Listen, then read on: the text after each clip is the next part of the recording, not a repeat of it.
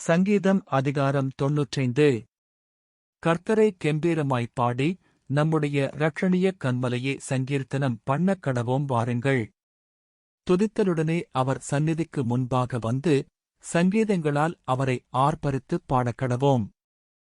கர்த்தரே மகா தேவனும் எல்லா தேவர்களுக்கும் மகாராஜனுமாயிருக்கிறார். பூமியின் ஆழங்கள் அவர் கையில் இருக்கிறது, பர்வதங்களின் உயரங்களும் அவருடையவைகள்.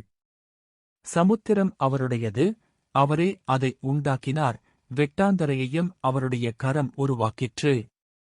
நம்மை உண்டாக்கின கர்த்தருக்கு முன்பாக நாம் பணிந்து குனிந்து முழங்காற்படியிடக் கடவோம் வாருங்கள். அவர் நம்முடைய தேவன், நாம் அவர் மேய்ச்சலின் ஜனங்களும் அவர் கைக்குள்ளான ஆடுகளுமாமே.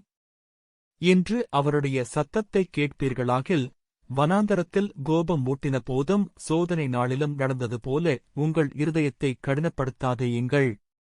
அங்கே உங்கள் பிதாக்கள் என்னை சோதித்து, என்னை பரீட்சை பார்த்து என் கிரியையையும் கண்டார்கள்.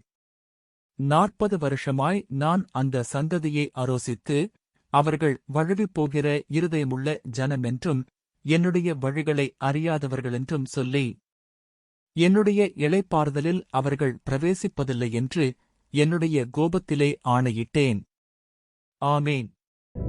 பிரியமானவர்களே, இந்த சங்கீதம் தேவனை மகிழ்ச்சியுடன் துதி செய்ய ஆராதிக்க அழைக்கும் ஒரு அற்புத சங்கீதமாகும். கர்த்தர் நமது இரட்சிப்பின் கன்மலை என்றும் எல்லா தேவர்களுக்கு மேலாக உயர்ந்தவர் என்பதையும் கூறுகிறது. அது மட்டுமல்லாமல் இது தேவனுடைய குரலை கேட்காமல் இதயத்தை கடினப்படுத்தாதிருக்க எச்சரிக்கிறது. வனாந்திரத்தில் இஸ்ரவேல் ஜனங்கள் கீழ்ப்படியாமல் நடந்ததை நினைவூட்டி, உண்மையான ஆராதனை என்பது பாடல்கள் மட்டுமல்ல, தேவனுடைய வார்த்தைக்கு கீழ்ப்படிதல் என்பதையும் கற்பிக்கிறது. தேவனை நாம் மகிழ்ச்சியுடன் ஆராதிக்க வேண்டும். அதே நேரத்தில் அவருடைய குரலை கேட்டு கீழ்ப்படிந்து வாழ்வது அவசியம். இன்று நாம் நம்முடைய இருதயத்தை கடினப்படுத்தாமல் தேவனிடம் முழு இருதயத்தோடு கிட்டி சேருவோம். தேவனை நேசித்து அவர் சொல்வதற்கு செவி கொடுத்து நடக்கும்போது அவர் நமக்கு சமாதானம், பாதுகாப்பு மற்றும் இளைப்பாறுதலை தந்து நடத்துவார். ஆமேன்.